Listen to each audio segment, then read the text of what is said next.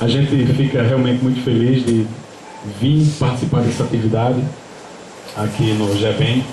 É a primeira vez, né, que a gente está aqui e já estamos sendo muito bem acolhidos. A gente participa das atividades do Núcleo Espírita Seara de Luz e também participamos de algumas atividades no Centro Espírita de Frei Martinho.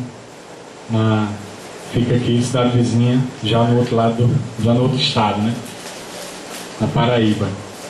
E hoje a gente vai falar um pouco sobre Allan Kardec, porque falar em doutrina espírita é falar também na codificação, é falar no trabalho realizado por Allan Kardec para trazer e implantar a terceira revelação aqui no planeta Terra.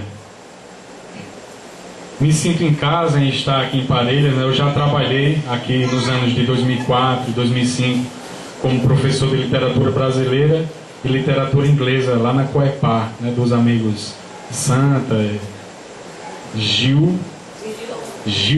Em 2004 e 2005 a gente trabalhou por aqui, então já me sinto também em casa por voltar, me sinto feliz porque também foi um período bom para mim ter trabalhado aqui nessa cidade maravilhosa. E vamos falar um pouco sobre o Consolador Prometido e o nosso querido Allan Kardec.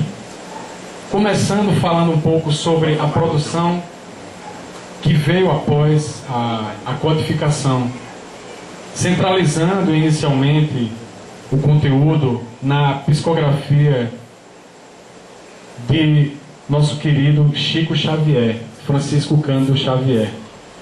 Eu não canso de me surpreender com o conteúdo e com a psicografia do Chico Xavier.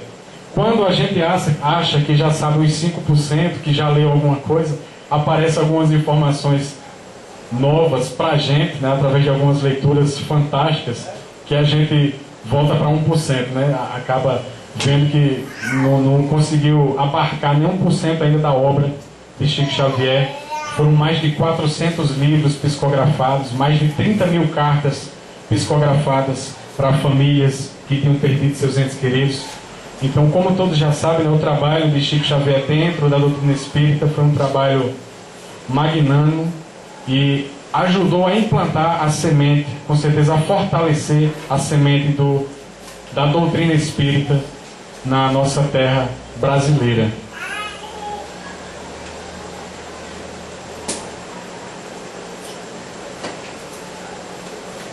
Nossa história começa no dia 31 de dezembro de 1799. Portanto, uma história anterior ao próprio nascimento de Allan Kardec, que foi em 1804.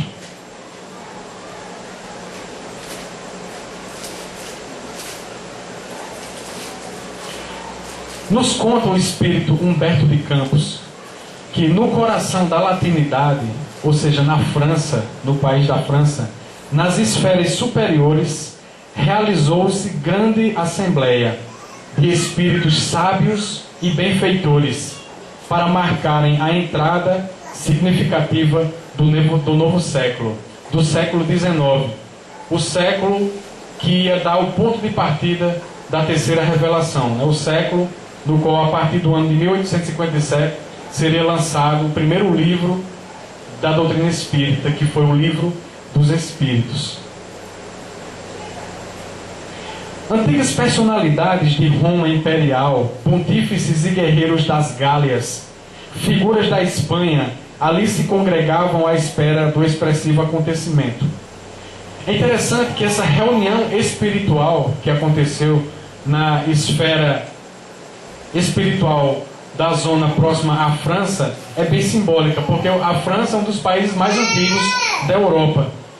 Muitos séculos antes mesmo de se chamar França, se chamava Gália. E antes mesmo de se chamar Gália, se chamava, era uma região do povo celta, né, região céltica. Então, enquanto que o Brasil, vamos dizer, foi descoberto ou invadido, segundo alguns, né, apenas agora já no século XVI, a região povoada ali da França, há muitos séculos já, várias populações já passavam por aquela região, inclusive o próprio Allan Kardec, que em encarnações anteriores, ele fez parte também do povo celta. Então, Humberto de Campos, através da psicografia de Chico Xavier, está nos relatando que houve uma reunião, e no nosso entender, uma das mais importantes reuniões na esfera espiritual dos últimos séculos. Vejam que informações fantásticas. Ele diz: legiões dos Césares, né, as pessoas da época de César, do Império Romano ainda, com os seus estandartes, falanges de trabalhadores do mundo gaulês, ou seja, da própria França antiga, milenar, e grupos de pioneiros da evolução hispânica, da Espanha, associados e múltiplos representantes da América, estavam presentes a essa reunião. Gregos ilustres, israelitas famosos, sábios chineses, filósofos hindus, teólogos budistas, renomados sacerdotes da Igreja Romana e continuadores de Maomé ali se mostravam como em vasta convocação de forças da ciência e da cultura da humanidade. Imagine só, esse povo todinho esperando uma reunião, né, que ia acontecer na esfera espiritual. Mas que reunião era essa? Será que era só essas pessoas? E Humberto de Campos continua: no deslumbrante espetáculo da espiritualidade superior, com a refulgência de suas almas, achavam-se Sócrates, Platão, Aristóteles, Apolônio de Tiana, que foi um filósofo grego também, Orígenes, Hipócrates, Santo Agostinho, Fenelon, Giordano Bruno, grande geógrafo, Tomás de Aquino, São Luís de França, Vicente de Paula. Vocês acham que acabou a lista? Joana d'Arc, Santa Teresa d'Ávila, Catarina de Siena, Spínola, Erasmo, Milton, até Cristóvão Colombo, Gutenberg, Galileu, Pascal e Dante Alighieri, para mencionar apenas alguns heróis e paladinos da renovação terrestre. Estava esse povo todinho na esfera espiritual da França, no dia 31 de dezembro de 1799, de acordo com a psicografia de Chico Xavier, através do irmão X, ou nosso amigo Humberto de Campos. Era o mesmo espírito, mas devido a um processo judicial que Chico Xavier sofreu por direitos autorais da família, a própria família de Humberto de Campos não acreditava que era ele, mas entrou com um processo judicial, né, dizendo: se for ele, a gente quer receber direitos autorais, se não for ele, não é para usar o nome dele. Então a FEB e Chico Xavier decidiram mudar o nome para evitar uma maior celeuma, para evitar outros problemas. Então alteraram o nome de Humberto de Campos para Irmão X, e nesse livro, publicado em 1966, já foi publicado com o nome, com o seu codinome de Irmão X, mas era o nosso querido Humberto de Campos. E em planos menos brilhantes, encontravam-se no recinto maravilhoso trabalhadores da ordem inferior, incluindo muitos dos ilustres guilhotinados da Revolução. Lembrando, né, em 1799 nós estávamos em plena Revolução Francesa e muitas cabeças rolaram, né, através da guilhotina, naquele período histórico conturbado em que as pessoas buscavam o lema, né, igualdade, fraternidade e o que mais? E liberdade, né, para a burguesia, né? Faltava subentendido essa legenda: igualdade, fraternidade e liberdade, entre aspas, para a burguesia. Trabalhadores estavam lá: Luís XVI, que foi guilhotinado, Maria Antonieta, Robespierre, Danton, Madame Roland, André Chenier, Bali e grandes vultos como Voltaire e Rousseau, os filósofo naturalista que era Rousseau. Estava esse povo todo esperando uma reunião. Cabe dizer que todas essas pessoas citadas até agora eram espíritos já desencarnados, pessoas que tinham passado algumas encarnações na Terra, mas que no momento daquela reunião, em 1799, estavam todos desencarnados, vivendo na vida verdadeira, que é a vida espiritual. Mas quando essas pessoas todas estavam esperando uma reunião, a qual elas tinham sido convocadas pela espiritualidade superior, viram que do planeta Terra vinha subindo para a colônia específica, o castelo onde ia acontecer essa reunião, vinha uma comitiva do planeta Terra, ou seja, pessoas que estavam dormindo e durante o sono, o seu corpo espiritual, o corpo fluídico, chamado por Allan Kardec de perispírito, né, foi retirado, enquanto o corpo ficou lá dormindo, mas as pessoas vieram, né, os espíritos com os seus perispíritos vieram também para essa reunião. E um dos primeiros a chegar foi Napoleão Bonaparte, né, que era um imperador francês.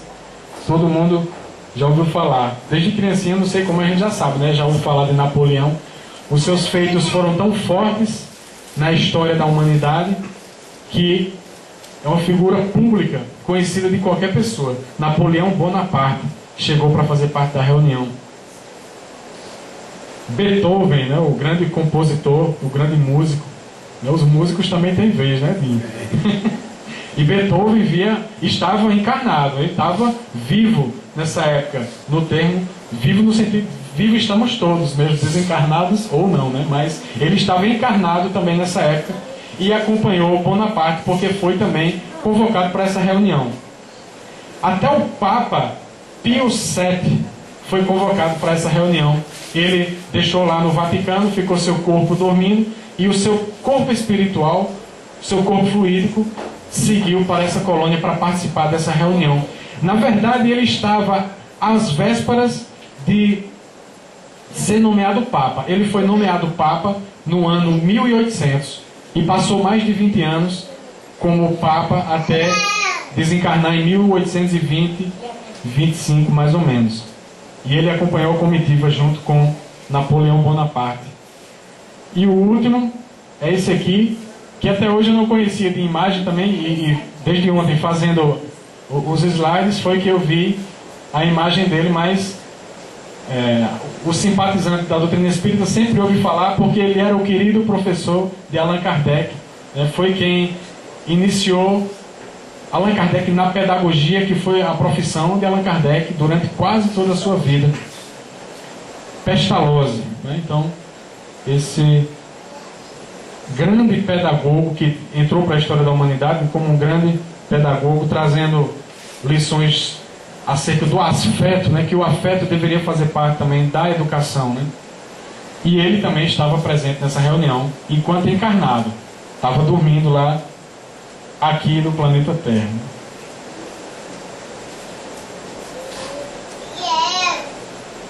Deixa eu voltar aqui um instantinho. Então estavam todas essas pessoas aguardando a reunião. E o que aconteceu? Das esferas mais altas abriu-se algumas nuvens, e como que uma escada luminosa foi formada, e pequenas estrelas vinham descendo, dezenas de estrelas vinham descendo, flutuando no ar. E quando cada estrela dessa tocava no chão, ela se transformava num ser humano. Então vinha aquelas estrelas luminosas e tocava o chão e se transformava em vários seres humanos. Só que um desses seres era especial, ele era luminoso, e bastava as pessoas olharem para ele que dava vontade de chorar. Enquanto começou todo mundo a chorar, só não lá Napoleão. Napoleão ficou na dele, olhando o que estava acontecendo. E aquele espírito, Humberto de Campos o nomeia como o Espírito de Verdade.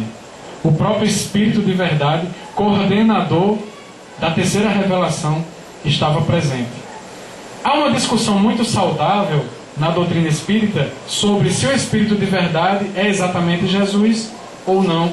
E realmente há muitos estudiosos que, através de estudos e através a própria fala de introdução do Evangelho segundo o Espiritismo, onde o Espírito de Verdade disse amar, vamos amar uns aos outros, né? Várias frases são do próprio Cristo. Mas nós vamos deixar no ar quem somos nós para definir ou não quem é tal ou tal figura. Mas o importante é lembrarmos que em mediunidade ou no estudo em si da doutrina espírita, o que importa não é a assinatura, não é quem está assinando a mensagem. O que importa é o conteúdo da mensagem. O que importa é o conteúdo daquela pessoa que está deixando uma mensagem. Mas é inegável que aquela figura é de uma altíssima autoridade, uma figura que bastava as pessoas olharem, elas começavam a chorar. Pelo amor que ele irradiava, pela autoridade moral que ele tinha. E chegou aquela comitiva com o Espírito de verdade. E depois que todo mundo olhou e chorou, olhando o Espírito de verdade, Napoleão Bonaparte ficou de joelhos e também começou a chorar. E chegou perto do Espírito de verdade. E o Espírito de verdade se dirigiu a Napoleão nesses termos: colocado pela sabedoria celeste na condição de timoneiro da ordem, no mar de sangue da revolução, não ouvides o mandato para qual fostes escolhido. Isso o Espírito de verdade falando diretamente a Napoleão Bonaparte.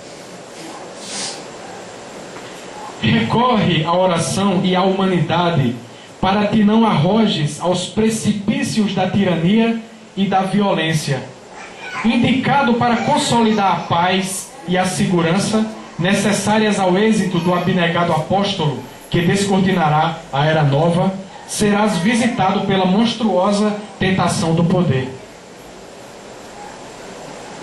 Vejam só, nada é por acaso. Então, o Espírito de verdade está dizendo a Napoleão que ele está naquela condição de líder de uma nação com o intuito de preparar a França para receber a terceira revelação, para receber o conhecimento que Allan Kardec iria trazer. Indicado para consolidar a paz. Vejam só o que é você ter uma missão. A missão de Napoleão Bonaparte era trazer a paz para a França, trazer a unificação, manter a unificação da língua, da moeda, do povo francês, e não entrar em conflito com os outros países da Europa. Porque a Europa, né, naquela época, e até bem pouco tempo atrás, quando os países europeus colonizaram os países africanos e entraram também em conflitos entre si, através da Primeira Guerra Mundial e da Segunda Guerra Mundial também, era um barril de pólvora, né? Então imagine manter a unidade de língua, de moeda daqueles países, né? A gente costuma comparar até o Brasil com a Europa. O Brasil é tão grande que é como se os estados brasileiros fossem os países da Europa, né? Então imagine cada estado desse tendo uma língua diferente a zelar, tendo a sua condição monetária a zelar, né, suas condições culturais, os seus hábitos todos. E foi nessa circunstância que Napoleão, que numa encarnação passada tinha sido o famoso Júlio César do Império Romano, ele estava na mesma situação de um líder. Mas durante o Império Romano, ele fez tudo errado, né? Saiu assambarcando os povos vizinhos, comandando um desastre coletivo. Mas ele teve a chance de se redimir desse desastre feito durante o Império Romano. E estava ali, encarnado na França, prestes a se autonomear imperador da França.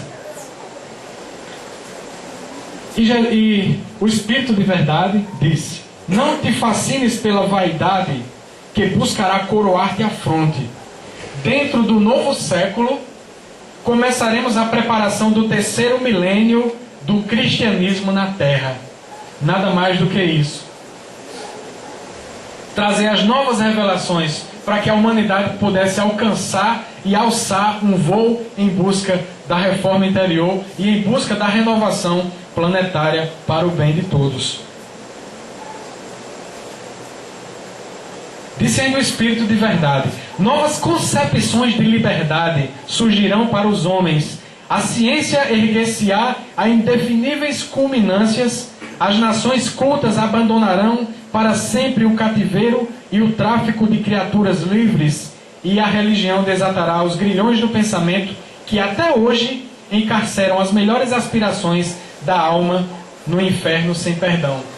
Então aqui no final ele estava falando da concepção da crença no céu e no inferno. Aquela crença radical de que a pessoa vai para o inferno eterno ou vai para o céu gozar de uma felicidade absoluta ou de um descanso eterno, né, da inatividade eterna.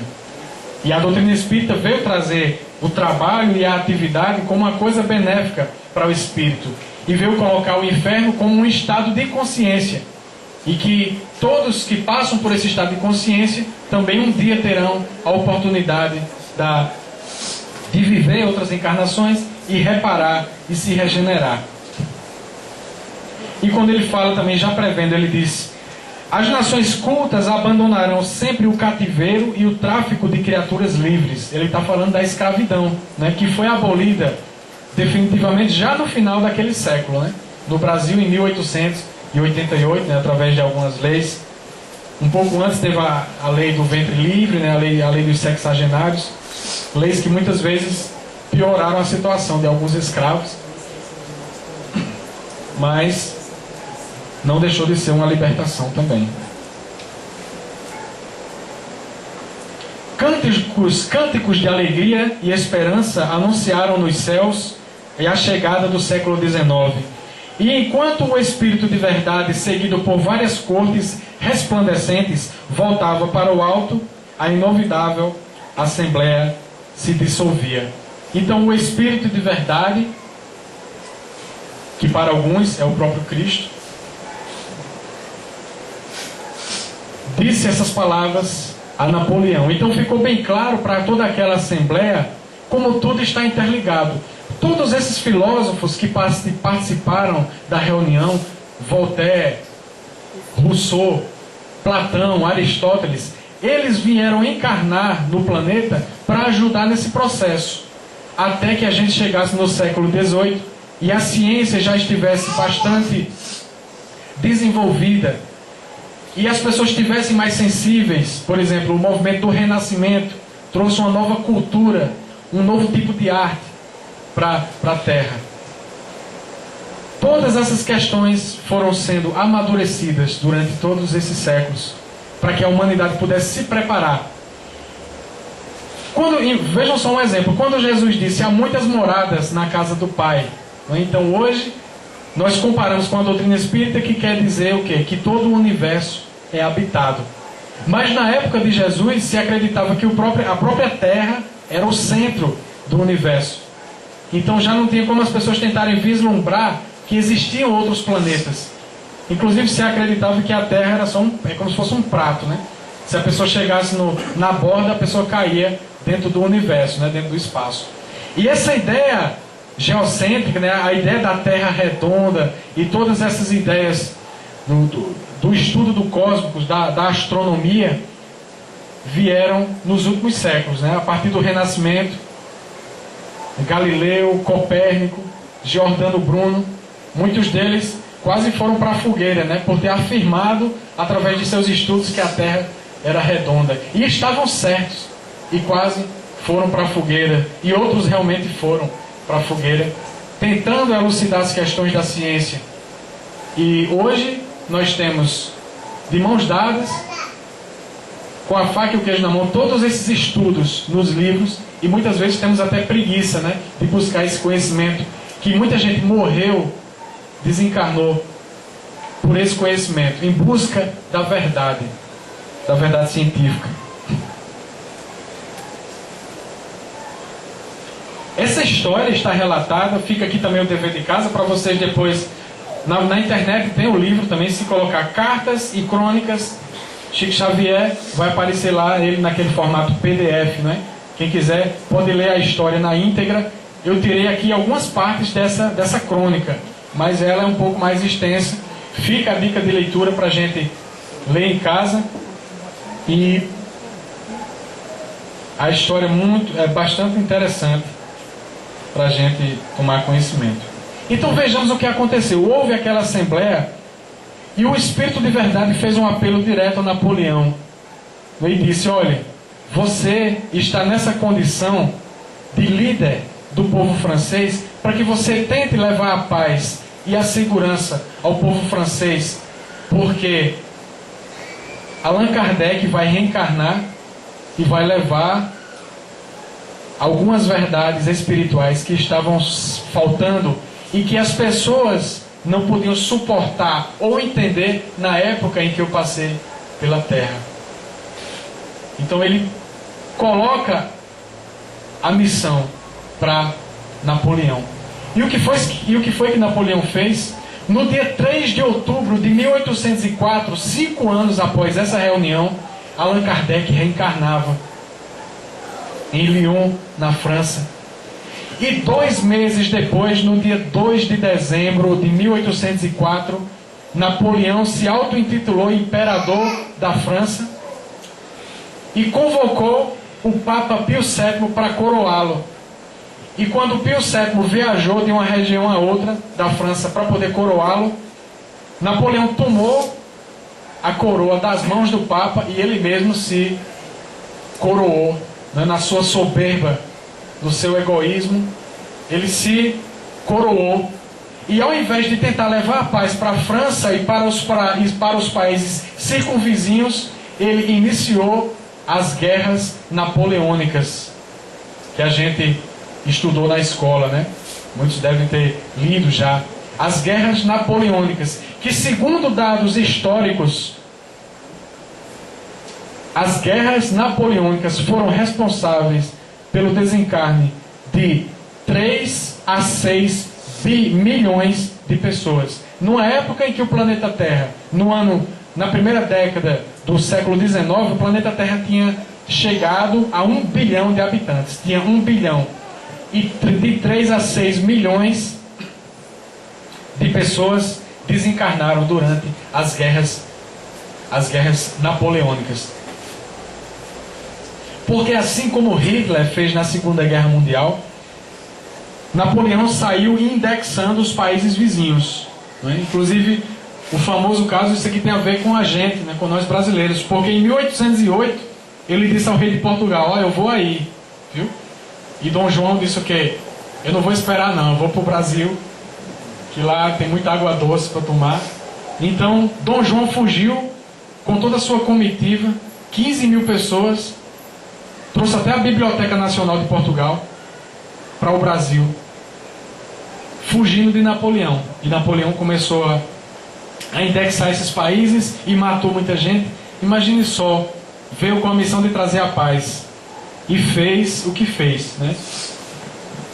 Só que quando ele começou a fazer isso, ele se embeveceu com a sua própria loucura de conquistar o mundo todo.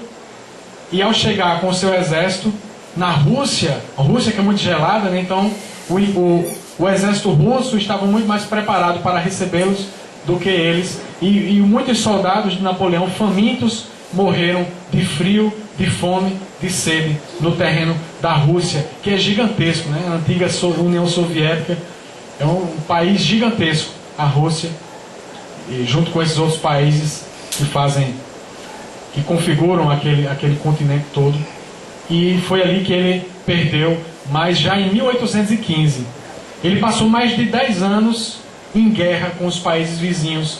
E foi nessa situação que Allan Kardec encarnou na França, num período de bastante turbulência, né? Ele era uma criança e Napoleão estava declarando guerra aos países vizinhos. Imagine só a dificuldade que não foi, né, para Allan Kardec se desenvolver na França em guerra, né, com os países vizinhos.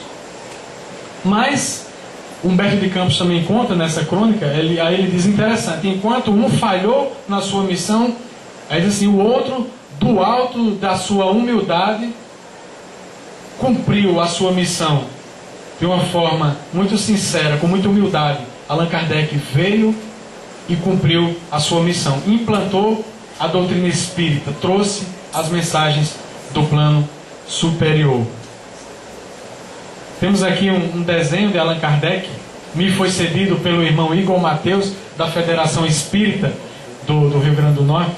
E eu achei bem interessante, porque assim, o pessoal às vezes vai falar de Chico Xavier, aí coloca a foto de Chico Xavier com os seus 92 anos. Né? Eu acho que boa parte das fotos de Chico Xavier é uma semana antes de Chico desencarnar. Né? Então às vezes quando eu faço um ou outro slide de Chico, eu coloco também ele quando eu era novo. Por que não? Né? Para mostrar outras fases da vida. E quando Allan Kardec conheceu o fenômeno das mesas girantes, ele estava com 50 anos. Era um garoto ainda, né? Então eu acho que esse desenho está mais condizente com a idade que Allan Kardec tinha quando ele codificou, começou o trabalho de codificação da doutrina espírita. Ele tinha 50 anos, porque foi justamente em 1855 que o fenômeno das mesas girantes lhe chamou a atenção através de vários amigos, pessoas sérias, estudiosas do magnetismo, estudiosas de fenômenos científicos, que chamaram a atenção para Allan Kardec. Olha, está acontecendo uma coisa interessante, umas mesas que começam a flutuar e voam e giram, e ninguém sabe que fenômeno químico, que fenômeno físico está provocando isso aí. Então, Allan Kardec reencarnou em Lyon, 3 de outubro de 1804. Antes, ele se chamava Hippolyte Léon Denisard Rivail. Esse era o seu nome.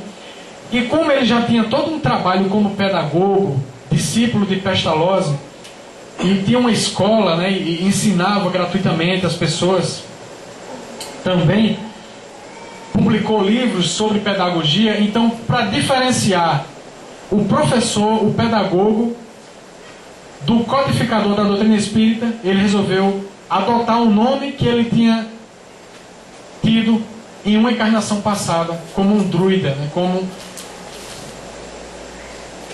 uma pessoa encarnada dentro da cultura celta.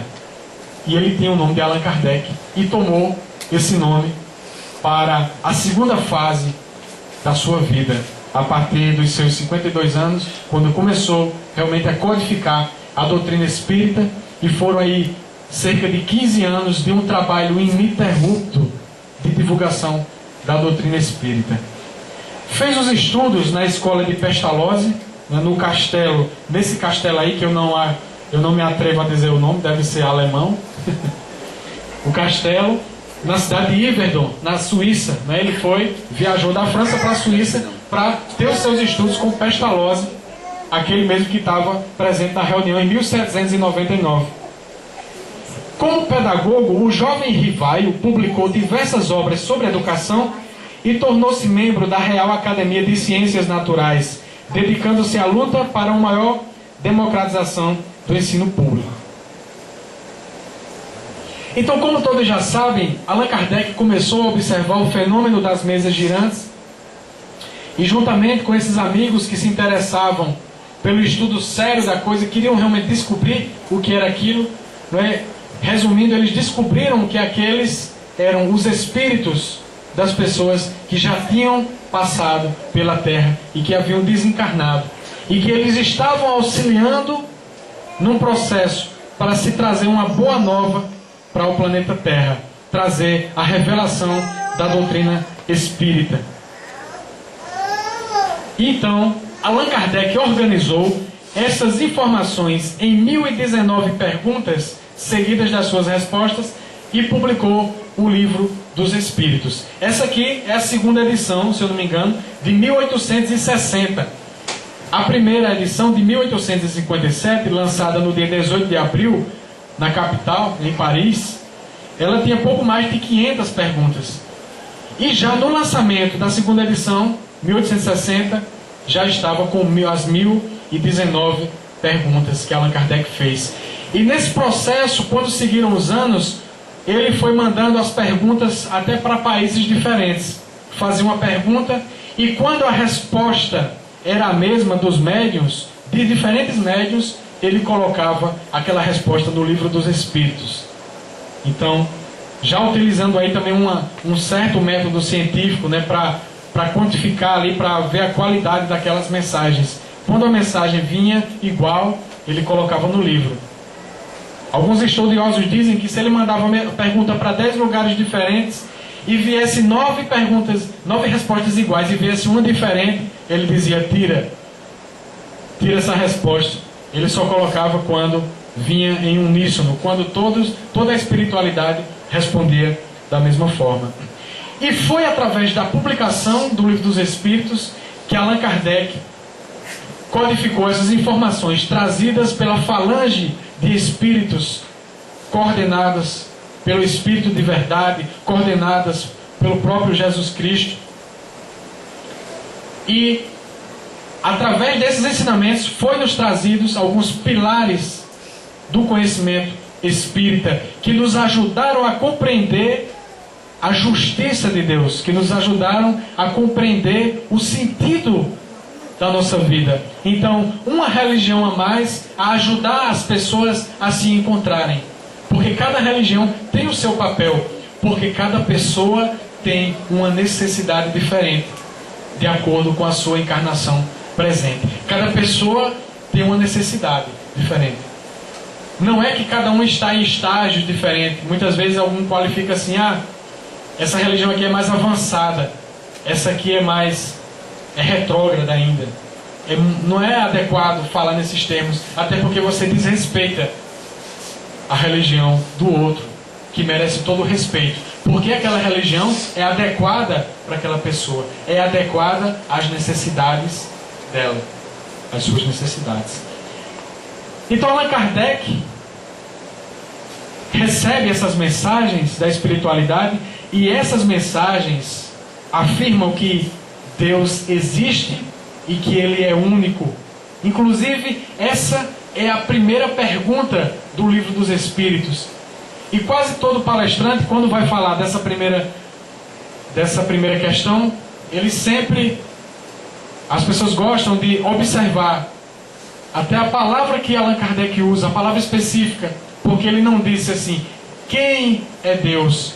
Porque ele já viria com a visão antropomórfica, ou seja, dizer que Deus é uma pessoa, ou é aquele velhinho sentado no trono. Se ele dissesse quem é Deus, na pergunta já estava afirmando: olha, Deus é uma pessoa, né? Quem é? Não, ele disse o que. Ele quis deixar a questão bem aberta, para que os espíritos ficassem à vontade para responder. Então ele disse: o que é Deus? E os espíritos disseram: Deus é a inteligência suprema, causa primária de todas as coisas. E depois vem vários outros atributos de Deus, né? Que Ele, na sua bondade, na sua justiça, outros atributos desse Deus único. O universo é criação de Deus, incluindo todos os seres racionais e irracionais, animados e inanimados, materiais e imateriais, que por sua vez todos estão destinados à lei de evolução. Como bem disse também o nosso querido Chico Xavier: do átomo ao arcanjo, do átomo ínfimo, que hoje já se divide, não é, amigo Zenilton? Do átomo ao arcanjo, tudo se encadeia no universo, tudo evolui, tudo está em constante mudança, tudo está em constante progressão, em constante evolução. Ele coloca também a existência e imortalidade do espírito, dos espíritos, que são nada mais, nada menos do que nós mesmos, quando deixamos o veículo físico, quando encerramos a encarnação e partimos de volta à vida verdadeira, que é a vida espiritual. Inclusive Allan Kardec diz: olha, a vida material poderia nunca nem ter existido. O principal é a vida espiritual. Essa é a vida verdadeira. Essa é a vida a qual nós devemos aspirar, e é a vida, e é onde nós devemos depositar os nossos verdadeiros tesouros, os tesouros do coração, na vida espiritual. E a ideia, podemos dizer, revolucionária, e ao mesmo tempo nem tão revolucionária assim, porque quase metade da população mundial acredita em reencarnação. Então a doutrina espírita também traz a ideia da reencarnação como uma chave para a compreensão da justiça de Deus, para a compreensão de tantos sofrimentos que existem no mundo. E através da reencarnação nós temos a compreensão da lei de evolução, da lei de justiça, da lei de causa e efeito, que está na natureza. Ou alguém aqui já plantou uma manga e nasceu um pé de goiaba? Não. O que a gente plantar é o que vai nascer. Então, se nós plantamos boas atitudes, nós vamos colher boas atitudes. Se nós plantamos errado, infelizmente nós vamos colher errado. Mas aí vem Chico Xavier e diz também: se hoje nós não estamos colhendo coisas boas, hoje mesmo nós já podemos plantar coisas boas. e amanhã já estaremos colhendo bons frutos das nossas atitudes. Devemos sempre olhar para frente, e essa mudança interior deve ser o nosso intuito, o nosso objetivo. Outra ideia de Allan Kardec. Só voltando-se um pouco, nós falamos que a ideia realmente da reencarnação, ela é entendida por mais da metade, compreendida por mais da metade da população, porque no Oriente é muito comum, inclusive na Índia, né, um país também muito populoso, há muitas religiões também que acreditam na reencarnação. Mas são outros tipos de crença, né? Uma delas acredita que, por exemplo, a pessoa reencarna, aí desencarna, aí reencarna numa mosca, né? Então há essa crença lá na Índia, a crença na reencarnação. E na doutrina espírita a gente entende que a evolução é progressiva. Jamais eu vou desencarnar e reencarnar no animal, por exemplo. A evolução, nós caminhamos para a angelitude, através das encarnações sucessivas.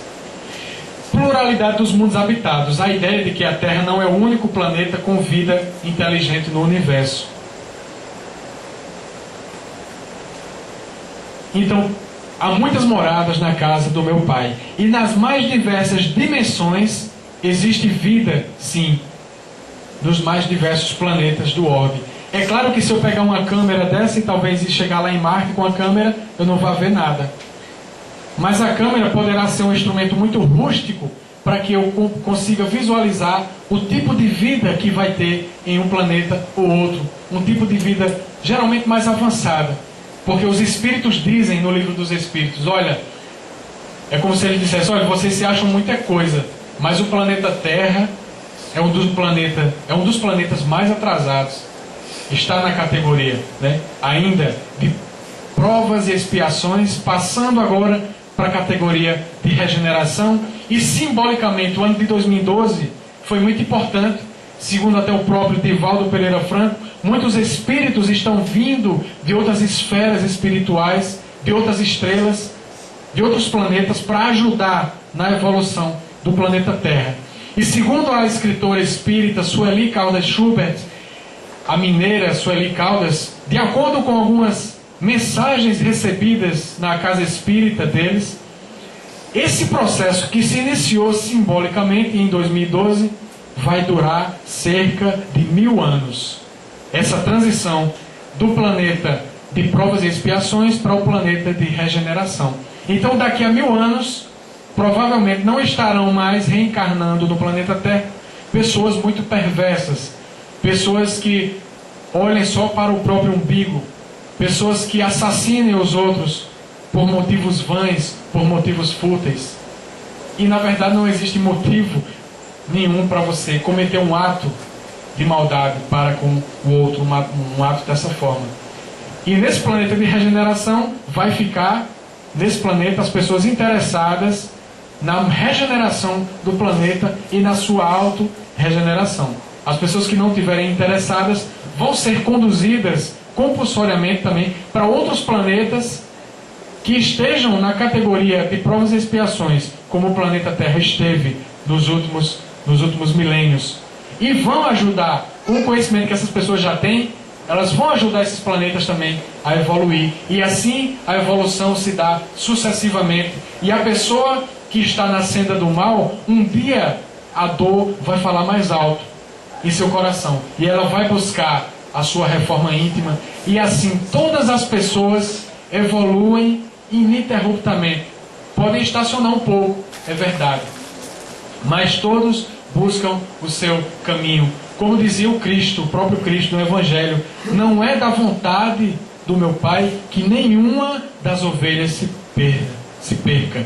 Não é da vontade do meu Pai que nenhuma das ovelhas se perca. Em algumas das outras traduções, a Bíblia tem dezenas de traduções diferentes, o texto é mais explícito e ele diz: nenhuma ovelha se perderá. Em algumas traduções, nenhuma ovelha se perderá.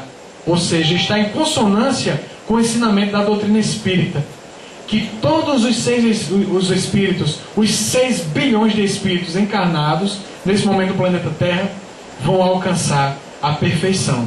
sede perfeitos, como vosso Pai o é. O próprio Cristo disse isso. Nós podemos ser perfeitos. Mas como é que eu vou chegar no final da encarnação e buscar essa perfeição? Numa encarnação. É praticamente impossível. Tem quantos minutos? Eu já estourou. Já? Vamos partir. Oi? Já estamos nos encaminhando. No Evangelho de João 16, aqui eu tirei do site Bíblia Online, que é um site imparcial, vamos dizer assim. E lá no versículo 13 ele diz assim: mas quando vier aquele Espírito de verdade, ele vos guiará em toda a verdade, porque não falará de si mesmo, mas dirá tudo o que tiver ouvido e vos anunciará o que há de vir. Ele me glorificará, porque há de receber do que é meu e eu vou-lo há de anunciar. Já no Evangelho, Jesus prenunciando toda essa trajetória até a vinda do Consolador, que é o Espiritismo.